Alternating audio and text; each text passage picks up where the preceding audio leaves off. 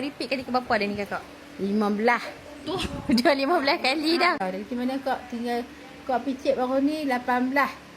Kau nak bohong kan 18 kau picit. Lepas tu kau main sebulan lagi tinggal 11 aja. Makan tonik ni je untuk malam. Sebab apa? Kau makan tonik ni alhamdulillah kaki kau boleh gerak tepi naik tangga. Dan apa kau buat kerja kena buat tangga apa bangunan. Tekak naik tak rasa apa, tak pernah penat pun. Dulu naik penat, tak boleh. Betul. Nak turun. Lepas tu orang pemarah kau tidurlah ke mana naik tidurlah kau makan tonik alhamdulillah lah. Kau kerja tenang. Orang buah tak pernah kau tak marah dah lah ni. Kau sebab kau tonik ni dengan minyak kayu. Sebab tonik dengan minyak akar kayu ni no. Kayu.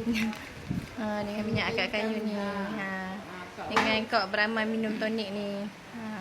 Ni kau pakai pagi, tengah hari, malam. Kalau nak pagi, nak pergi kerja, sapu dia dulu. Tangan, kaki, perut semua dia buang angin.